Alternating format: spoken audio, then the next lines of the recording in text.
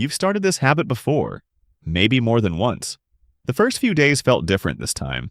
You were consistent, you were showing up, you were actually doing it. You told yourself this was the version that would stick. Then, somewhere around week 2 or 3, something shifted. Nothing dramatic happened. Nobody stole your motivation. Life didn't suddenly get harder, you just stopped. Quietly, almost without noticing. One skipped day became two.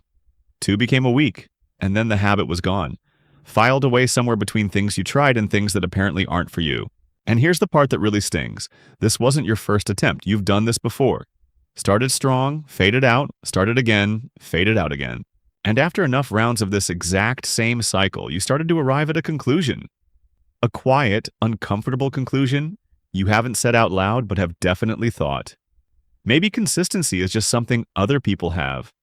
Maybe you're not built for this. Think about the last habit that actually stuck in your life. Not the ones you're still fighting to maintain. The ones that just happen now, automatically, without effort or negotiation. Maybe it's making coffee first thing in the morning. Maybe it's checking your phone the moment you wake up.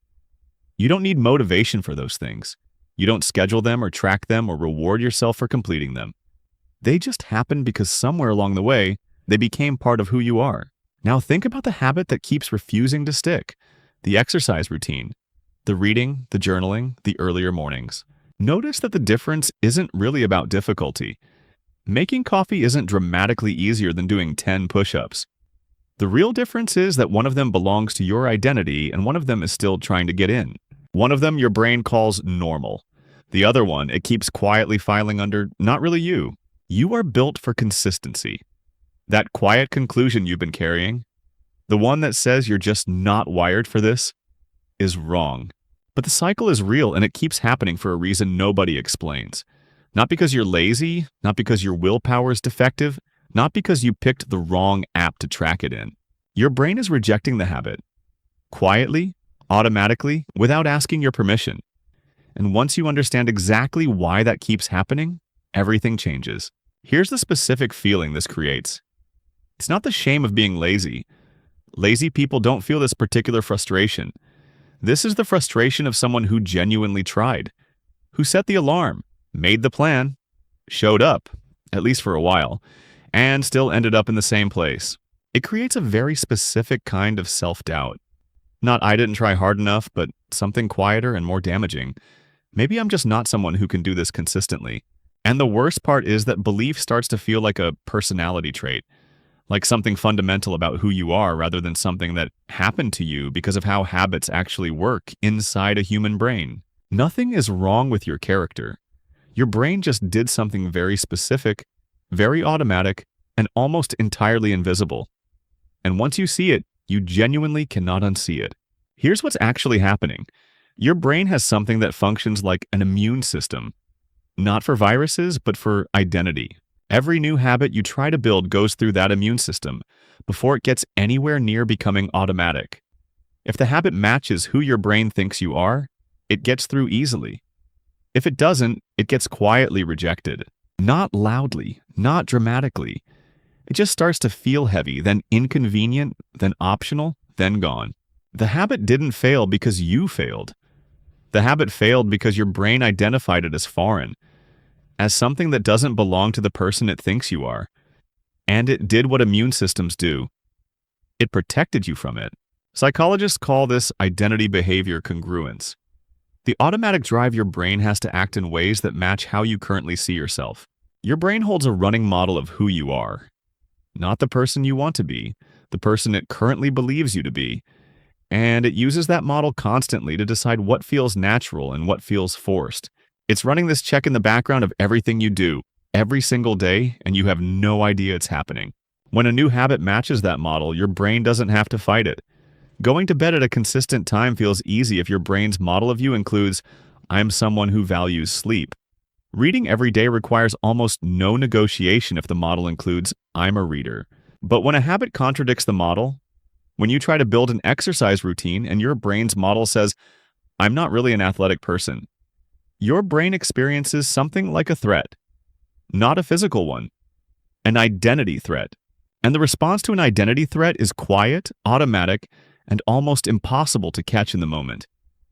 It doesn't announce itself, it just generates friction. The habit starts to feel slightly harder than it should, then a bit heavier. Then one skipped day doesn't feel like a failure.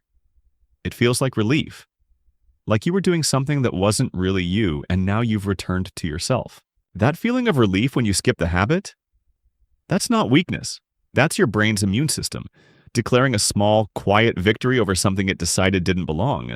Here's the part that makes this even more interesting and slightly annoying. This process is almost entirely unconscious. You don't decide to reject the habit. You just notice gradually that you've stopped doing it. And because the rejection happens without any obvious moment of choice, you blame the only thing you can see: your discipline, your motivation, your follow-through. But the discipline was never the problem. The model was. Think about it this way. You would never try to install a program on a computer running a different operating system and then blame the program for not working. You'd update the operating system. Your habits are the program. Your identity is the operating system. And no amount of motivation, streaks, or accountability partners can make a habit run on a system that keeps quietly rejecting it. Psychologist William James wrote that the most efficient way to create lasting behavior is to make it feel like part of the texture of one's being. He didn't mean motivation. He didn't mean routine. He meant identity. Everything else, he suggested, is just effort fighting against the current. Identity is what changes the direction of the river, which means the question to ask before you build any habit isn't, what do I want to do? It's, who does this habit belong to? Because if the honest answer is someone other than who I currently believe I am, your brain already knows. And it's already quietly building the case against you. Same mechanism, 4 different people, all of them doing everything right on the surface. The person who decides to start running. They buy the shoes, they download the app, they map the route. The first 3 runs are hard, but they push through. By the end of week 1, they feel like a runner. By the end of week 2, the feeling starts to quietly fade.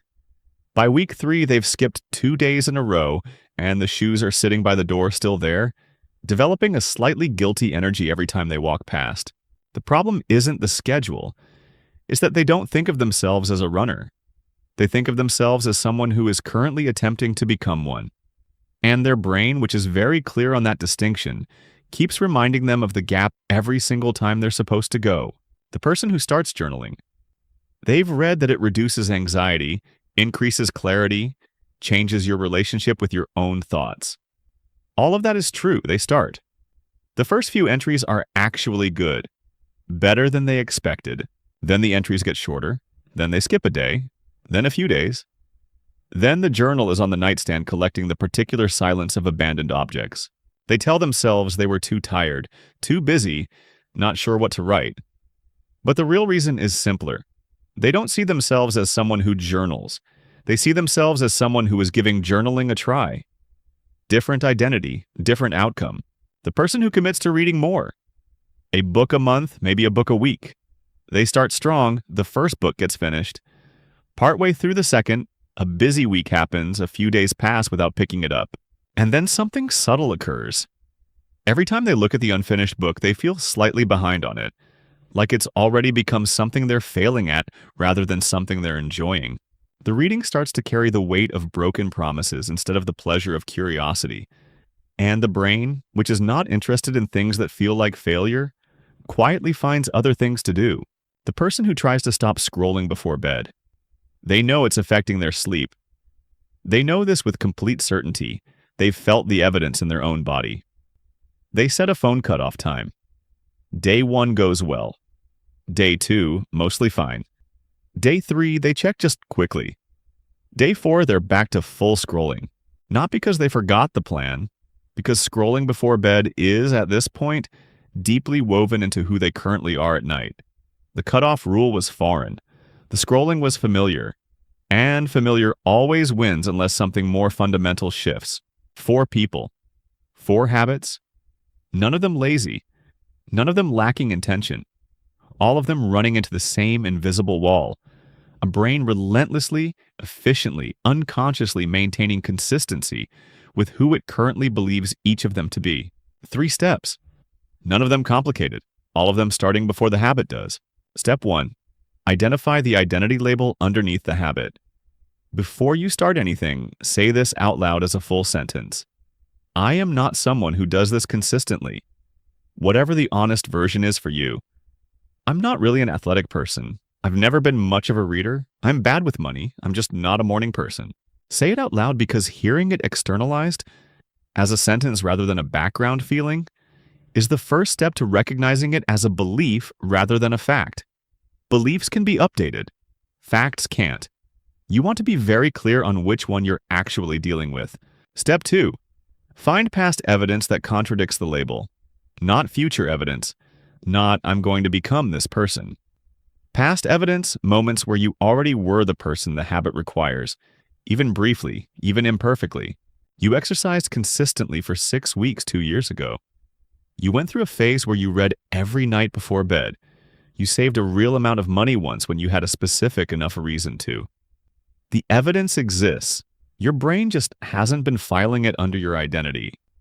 Start filing it there deliberately. The label loosens when the evidence contradicts it. Step 3. Change the language from outcome to identity. Not, I'm trying to exercise more, but I'm becoming someone who moves their body every day. Not, I'm attempting to read more, but I'm a reader, and right now I'm building the rhythm. It sounds like a small shift. It is not a small shift. The first version tells your brain you are attempting something foreign to you.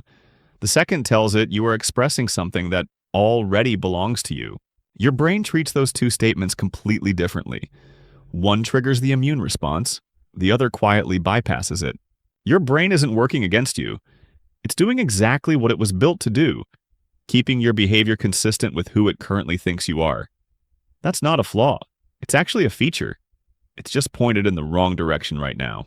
The habits that stuck, the ones you don't have to think about or motivate yourself toward anymore, stuck because at some point your brain accepted them as yours. Not because you were more disciplined then, because the identity fit. Every habit you've tried to build and abandoned wasn't a discipline failure, it was an identity mismatch. And identity mismatches don't get fixed by trying harder. They get fixed by updating the model your brain is working from. Your model is not broken. It's just out of date. It was written a long time ago by a version of you that had less evidence than you have now. And models can be rewritten. Not overnight, not with a single conversation, but one small piece of contradicting evidence at a time. You are already more consistent than it currently gives you credit for. That's exactly where this starts.